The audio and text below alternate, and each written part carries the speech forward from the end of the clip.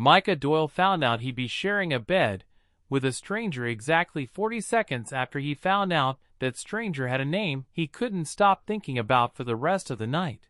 Sawyer Reyes. "There's been a mix-up," said the older woman at the ranch house door, wiping flour-dusted hands on her apron, like the words might come out cleaner that way. "Bunkhouse roof's still torn open from the storm last week, and the contractor won't have it fixed till the weekend. You'll have to take the spare room. Sawyer's already in there, but there's only the one bed. He won't mind. He's easy that way." Micah stood on the porch with his duffel bag digging into his shoulder, and the last of a 6-hour bus ride still ringing in his legs, and thought, of course, the first real summer he'd ever spent away from his mother's apartment, away from the noise of the city and the noise inside his own head, would start with this. A stranger's bed. A stranger's name, already sitting warm and unfamiliar on his tongue. "I really don't want to put anyone out," Micah said, which was a lie, because what he actually didn't want was to be 60 seconds into a summer job and already feel his pulse doing something strange over a name he hadn't even matched to a face yet.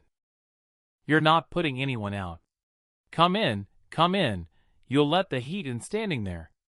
The woman, Sawyer's aunt, Micah would learn, though everyone on the ranch just called her Miss Dot, waved him through the screen door into a kitchen that smelled like cornbread and cut hay.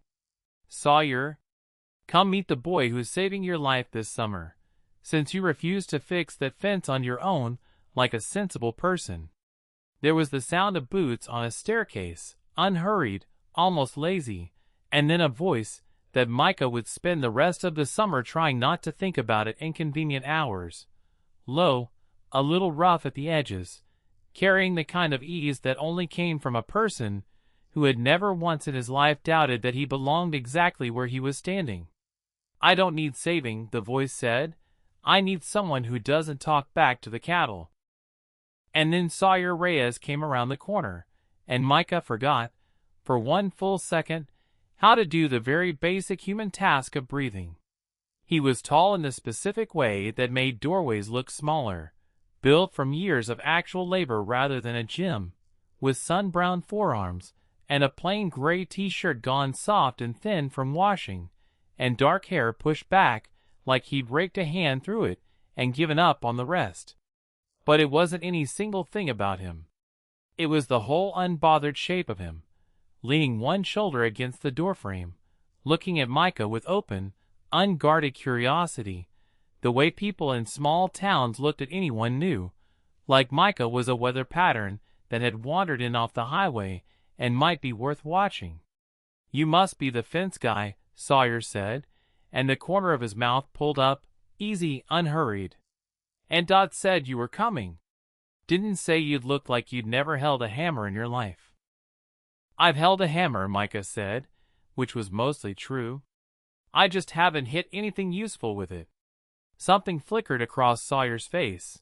Surprise, maybe, at the quickness of it, and then he laughed, short and real, and pushed off the doorframe to close the distance between them and offer a hand roughened with callus and rope burn. "Sawyer." "Micah." Their hands met, and it was nothing. A handshake, 2 seconds, the most ordinary exchange in the world, except that Micah felt it travel up his arm and settle somewhere under his ribs like a stone dropped in still water, and he saw, or thought he saw, the same flicker of hope pass behind Sawyer's eyes before it smoothed back into easy hospitality. "Well," Sawyer said, releasing his hand a half-second later than he needed to. "Guess you're bunking with me." The room, when Micah finally saw it that evening, was smaller than his childhood bedroom and infinitely more honest. A narrow window looking out over a darkening field, a dresser missing one drawer pull, a rug worn soft in the shape of years of bare feet, and one bed, full-sized, pushed up against the wall like it had never once considered the possibility of 2 occupants. "I can take the floor," Micah said immediately, dropping his duffel like it might somehow shrink the room by being smaller itself. Sawyer, already sitting on the edge of the mattress unlacing his boots, glanced up with an expression that managed to be both amused and, underneath that, something gentler. Floor's hard as a church pew and about as forgiving. You'll be useless on the fence line tomorrow if you sleep on it. I'll manage. You'll complain, is what you'll do, and I'll have to listen to it while we're stringing wire in 90-degree heat. Sawyer set his boots aside, lined up neat by the door, in a way that told Micah something about the kind of order he kept even when nothing else about him seemed to need it. Bed's big enough. I don't bite. Mostly. The word mostly did something unfair to the air in the room. Fine, Micah said, in the voice of a man agreeing to something far more dangerous than furniture arrangements. But if you steal the blankets, I'm telling your aunt. She already knows. It's a family trait. Sawyer grinned, and in the low gold light of the one bedside lamp, it was the kind of grin that made Micah understand, with sudden and inconvenient clarity, that this summer was going to be a great deal more complicated than fence posts and cattle. That first night, they lay on opposite edges of the mattress like two continents observing a very strict treaty, a careful 6 inches of no man's land between them, both too polite and too newly acquainted to admit that neither of them was actually asleep. You always this quiet? Sawyer asked eventually, into the dark, or is it just me? I don't know you well enough yet to be loud around you. A low huff of laughter. Fair. Give it a week. Ranch work has a way of stripping people down to what they actually are. You'll be plenty loud by August, one way or another. Micah turned his head on the pillow, just enough to make out the dark line of Sawyer's profile against the window, the field beyond gone silver blue with early moonlight. Is that a threat or a promise? There was a pause just a beat too long to be nothing. Depends which one you're hoping for, Sawyer said finally, and Micah lay very still afterward, listening to his own heartbeat, wondering how a stranger's voice in the dark could already feel like the beginning of something he didn't have a name for yet, and wondering, with a low, unfamiliar ache, whether he wanted to find out. Micah woke before the sun did, disoriented by the unfamiliar ceiling and the unfamiliar warmth at his back, and it took him a full, mortifying 10 seconds to realize the warmth was Sawyer, that sometime in the night the careful 6-inch treaty line had collapsed, and he drifted until his shoulder blades were pressed lightly against Sawyer's chest, Sawyer's arm slung loose and unconscious across the dip of his waist like it belonged there. He lay frozen, listening to the slow, even rhythm of Sawyer's breathing, and told himself the pounding in his own chest was just the adjustment to a new house, a new bed, a new town. He told himself that for almost a full minute, until Sawyer stirred behind him, made a low sound in his throat, and pulled him in half an inch closer before he was even awake enough to know he was doing it. Micah eased out from under his arm with the caution of a man defusing something delicate, and by the time Sawyer's eyes blinked open 20 minutes later, Micah was already dressed, sitting on the far side of the room lacing borrowed work boots, doing an admirable job of looking like a person who had slept in a perfectly respectable, boring, non-eventful manner. "Mornin'," Sawyer said, voice wrecked with sleep, hair a disaster, and Micah's stomach did something unhelpful. "You always up this early?" "Didn't want to be late my first day." "Nobody's ever late on a ranch on purpose. The cows don't care about your alarm clock." Sawyer sat up, stretched until something in his back popped, and grinned at whatever expression was on Micah's face. "Relax. First day's just fence work. I'll go easy on you." He did not, in fact, go easy on him. By 10 in the morning the sun was a physical weight on Micah's shoulders, sweat soaking through his borrowed shirt, his palms raw from wire and staples despite the gloves Sawyer had tossed him without a word at breakfast. Sawyer worked beside him along the fence line with the loose, economical movements of someone who'd been doing this since before he could spell his own name, occasionally reaching over to fix Micah's grip on the fencing pliers with a brief, businesslike touch that left Micah's hand tingling long after it was gone. "You're overthinking it," Sawyer said, for the third time, stepping in close behind him to guide his hands on the stretcher.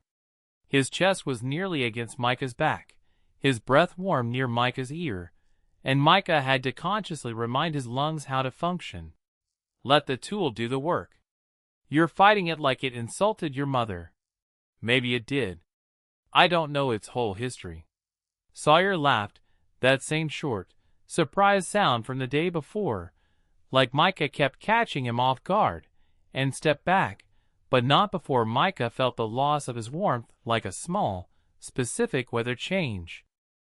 They worked in silence for a while after that, the good kind, filled in by cicadas and the occasional lowing of cattle in the far pasture, and Micah found himself sneaking glances anyway at the line of Sawyer's throat when he tipped his head back to drink from his water bottle, at the concentration on his face when he sighted down a fence post to check it was true, at the way his t-shirt clung damp to his back, and Micah made himself look at the horizon instead, hard, like the horizon had personally done something to earn his attention. He was not fast enough, once.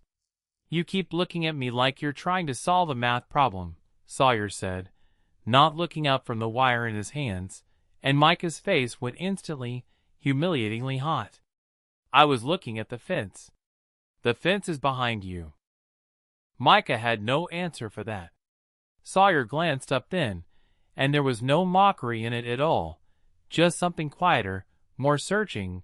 His blue eyes narrowed slightly against the sun, and for one long moment neither of them looked away, the cicadas roaring on around them, the whole dusty gold afternoon narrowing down to 6 feet of fence line, and the sudden, unbearable awareness of each other's bodies.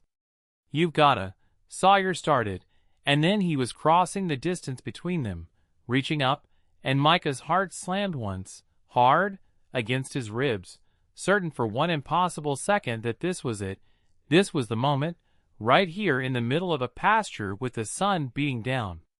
Sawyer brushed a piece of dried grass out of his hair.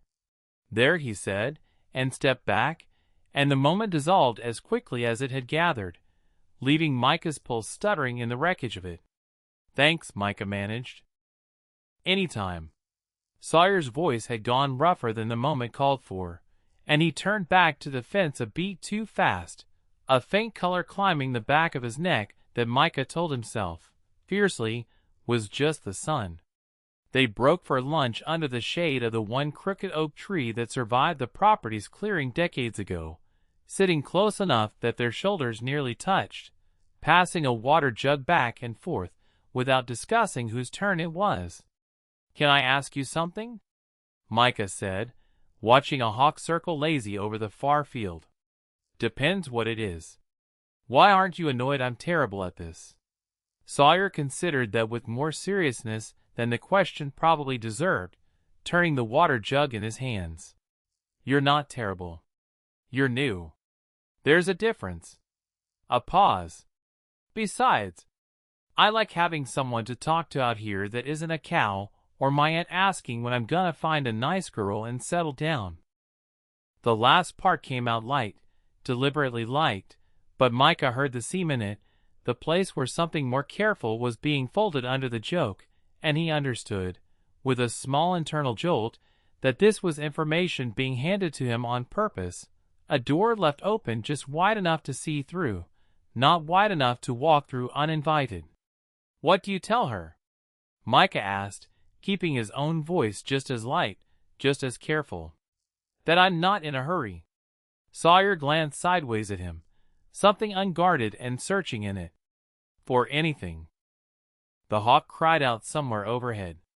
Neither of them said anything else for a long moment, but the silence had changed shape, no longer empty, but full of something neither of them was ready to name yet, humming low under the heat and the cicadas and the 6 careful inches between their shoulders that neither of them closed, and neither of them widened either. By Friday, Micah had learned the shape of Sawyer's days the way he'd once learned the layout of a new apartment in the dark.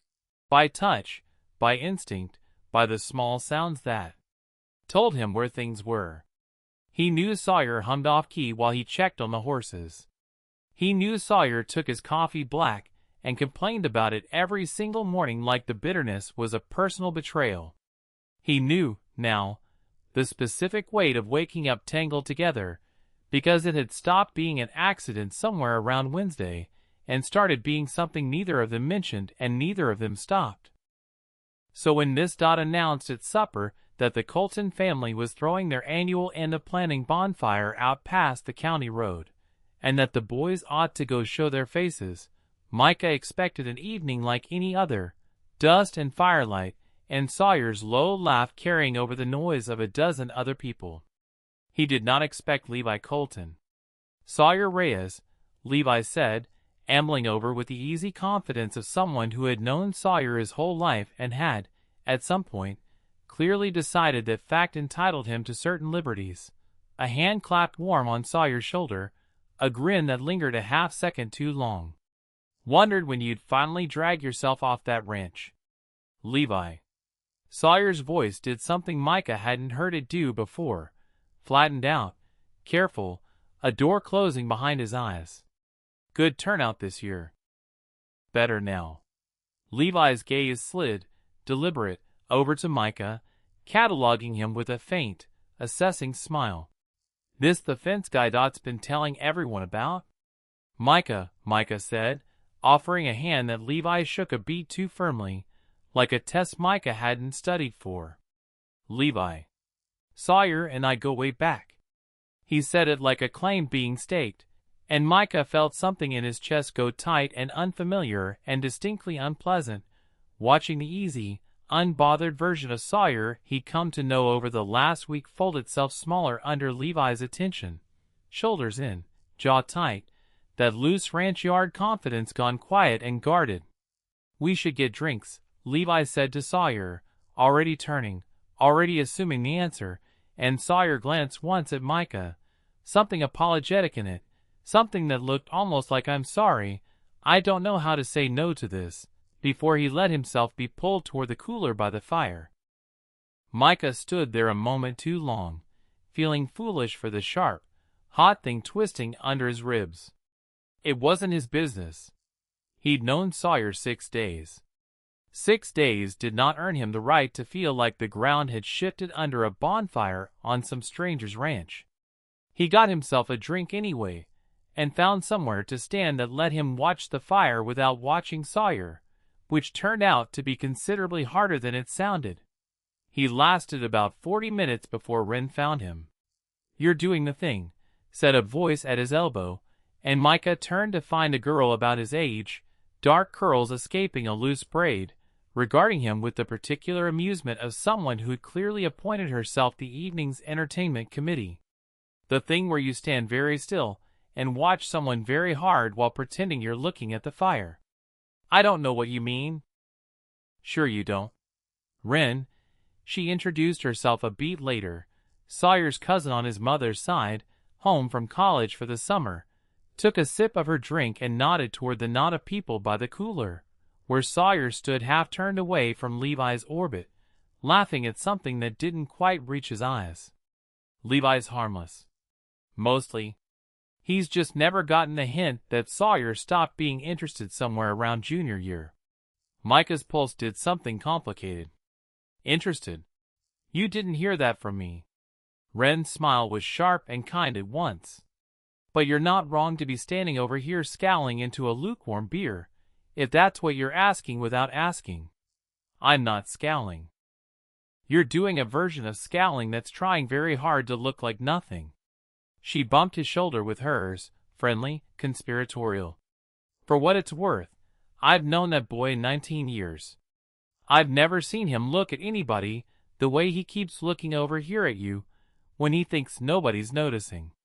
Before Micah could find any kind of response to that, the crowd by the fire shifted, and there was Sawyer, extracting himself from Levi's conversation with a brief, final-sounding word, crossing the firelit dark toward them with his hands shoved in his pockets and something unreadable on his face.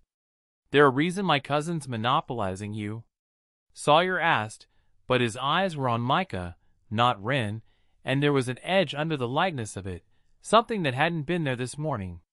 I go where the good conversation is, Wren said, unbothered, already drifting off toward the fire with a wave. Behave, you two. That left them alone at the edge of the firelight, the noise of the party a warm blur behind them, the dark field stretching out cool and quiet beyond the reach of the flames. You okay? Micah asked, because someone had to say something, and the silence between them had gone taut in a way he didn't have a name for. Levi's a lot, Sawyer said, which wasn't really an answer, and then, after a pause that stretched long enough to mean something, sorry if that was. I didn't love watching you stand over here by yourself. I wasn't alone. Your cousin's very informative. Something flickered across Sawyer's face. Wariness, maybe, or the beginning of a question he wasn't sure he wanted answered. What did she tell you? That you've known Levi a long time. That's not all she said, judging by your face. Micah looked at him, firelight catching gold along one side of his jaw, and decided, with the particular recklessness that came from one lukewarm beer and 6 days of careful, unbearable proximity, to tell the truth. She said I wasn't wrong to be standing over here scowling. The words hung there between them, dangerous and small. Sawyer went very still. Were you, he said slowly, scowling? A little? Because of Levi. Maybe? Sawyer took a step closer, close enough now that Micah could see the exact moment his careful, guarded expression cracked into something rawer, something that had been building all week under the easy jokes and the accidental touches and the 6 inches of space neither of them ever quite closed. Micah. Yeah. I need you to tell me I'm not imagining this. Sawyer's voice had dropped low, rough at the edges, barely audible over the distant noise of the party. Because I have spent 6 days telling myself I'm imagining this, and I don't think I can do it for the rest of the summer. The fire crackled somewhere behind them. Micah's heart was going so hard, he was certain Sawyer could hear it. You're not imagining it, he said. Sawyer's hand came up, slow, giving him every chance to step back, and settled warm along the side of Micah's jaw, and for one suspended, breathless second, the whole dusty gold night narrowed down to the inch of space between them, close enough to feel the warmth coming off Sawyer's skin, close enough that Micah could see his own reflection caught small and steady in Sawyer's eyes. Sawyer? Levi's voice cut across the dark, cheerful and oblivious and entirely unwelcome. Your aunt's looking for you. Something about the horses. Sawyer's eyes closed briefly, a short, pained breath escaping him, and he stepped back. Not far, not really, but far enough that the cool night air rushed in where his warmth had been. I have to go, Micah said, even though every part of him wanted to say the opposite. Sawyer hesitated one more second, like he was memorizing something, and then he was gone, jogging back toward the firelight and Levi's easy, unknowing smile, leaving Micah standing alone at the edge of the dark with his heart still slamming and the ghost warmth of a hand still burning along his jaw. The drive home was 17 minutes of the loudest silence Micah had ever sat inside. Sawyer drove with both hands on the wheel, jaw tight, eyes fixed on the dark ribbon of county road unwinding in the truck's headlights. And Micah sat pressed against the passenger door like putting 3 feet of bench seat between them might undo what had almost happened at the edge of the firelight. Neither of them turned on the radio. Neither of them said Levi's name, or the horses that had turned out not to need Sawyer at all, or the half-second his hand had spent warm against Micah's jaw before the whole night got interrupted. The fields went by dark and endless on either side, fence posts flickering past like a slow heartbeat, and somewhere around the turn onto the ranch road, Sawyer's hand left the wheel and settled, tentative, on the bench seat between them, not reaching for Micah, exactly, just closing the distance by half, an offer left open for someone else to accept or ignore. Micah looked at that hand for a long moment. Then he moved his own the rest of the way, and laced their fingers together in the dark. Sawyer's breath caught, audible even over the engine. He didn't say anything. He didn't have to. His thumb moved once, slow, along the back of Micah's hand, and the whole rest of the drive passed like that. Quiet, charged, neither of them looking at the other, both of them entirely aware of nothing else. The house was dark when they got in, Miss Dot's window already gone black at the end of the hall, the only sound the settling creak of old wood, and their own careful footsteps on the stairs. Sawyer shut the bedroom door behind them with a soft click that seemed to land louder than it should have, and then they were just standing there, a few feet apart in the thin wash of moonlight through the narrow window, the whole unbearable weight of the evening finally catching up to both of them at once. "I meant what I almost said out there," Sawyer said, quiet, rough around the edges. "Before Levi. I know. I've been trying not to want this all week." He huffed a short, disbelieving laugh, like the admission cost him something and relieved him in equal measure. "Sharing a room with you. Watching you not notice you'd fallen asleep against me every single morning. Pretending the fence line wasn't the longest, worst torture of my whole life." Micah felt something in his chest crack open, warm and terrifying. "You could have said something." "So could you." "I didn't know if I was allowed to." Sawyer crossed the small distance between them then, slow, giving him every chance in the world to step back the way he had at the bonfire. Except this time nobody called his name. Nobody's, and needed the horses checked. There was nothing at all standing between the 6 inches that finally closed. "You're allowed," Sawyer murmured, close enough now that Micah could feel his breath, "to whatever you want." "Then kiss me," Micah said, "before I lose my nerve," and Sawyer huffed something like a laugh against his mouth and did. It wasn't rushed.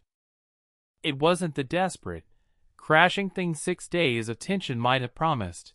It was slow and searching, one of Sawyer's hands coming up careful along his jaw exactly where it had rested at the bonfire, the other finding the small of Micah's back and pulling him in until there was no space left to measure in inches at all.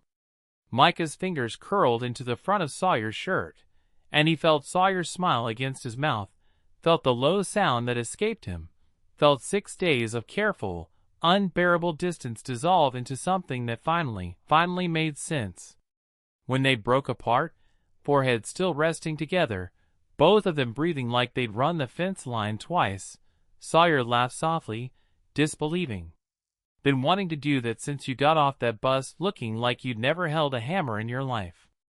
"I told you I've held a hammer." Still haven't seen proof." Sawyer's thumb traced slow along his cheekbone, and whatever teasing had been in his voice softened into something quieter, more honest. "I don't want this to be a summer thing, Micah. I know that's a lot to say on day 6. But I don't want to spend August pretending I don't feel like this." "It's not day 6, Micah said. "It's been building since the porch. Since your aunt said we had to share a bed, and I panicked because some part of me was terrified I'd like it too much." "Did you?" "Insufferably." Sawyer kissed him again for that, softer, a laugh caught somewhere in the middle of it, and this time when they moved toward the bed it wasn't with the careful, tree-lined distance of that first night. No 6 inches, no pretending, just the quiet, unhurried closeness of two people who had finally stopped talking around the thing they both wanted. What happened after that stayed between them, and the moonlight, and the narrow window looking out over the dark field. The rest of the world, for one night, gently, deliberately, left outside the door. Micah woke to sunlight instead of dread, which was new. There was no careful 10-second calculation this time, no bracing himself before he registered the warmth at his back, just Sawyer's arm slung loose across his waist, his breath slow and even against the back of Micah's neck, and a bone-deep, unfamiliar contentment that took Micah a long moment to place, because he'd never actually felt it before. Not like this. Not with someone else's heartbeat as the thing that woke him. "You're thinking too loud," Sawyer mumbled into his shoulder, voice wrecked with sleep. "I can hear it. I'm not thinking anything." "Liar." Sawyer pressed a lazy kiss below his ear, unhurried, like they had all the time in the world instead of chores waiting, and a sun already climbing hot over the fields. "What is it?" Micah hesitated, and that hesitation was answer enough. Sawyer went still behind him, some of the sleepy ease draining out of his voice. "September," he said, not a question.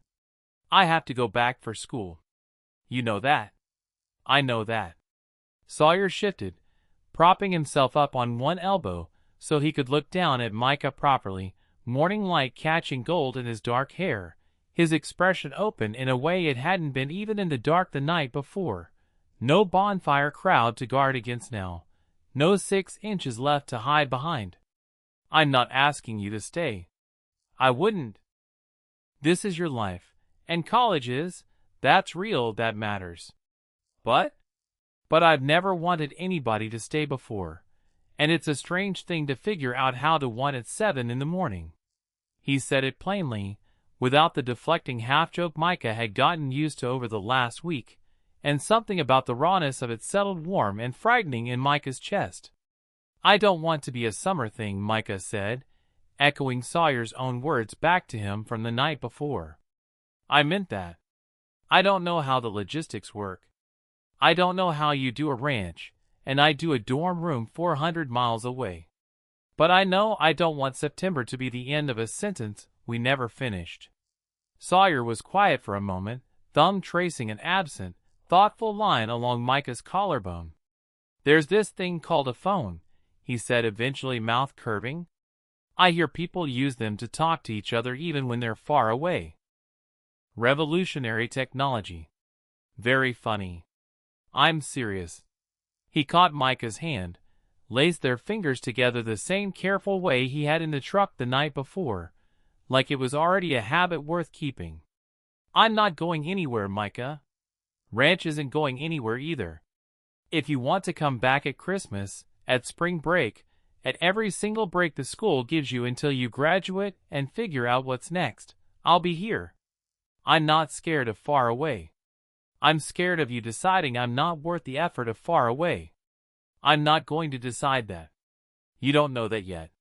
Neither do I. That's what scares me." Sawyer's voice had gone quieter, more honest than easy confidence usually allowed him to be. "But I'd rather be scared and try than spend the rest of the summer pretending September isn't coming."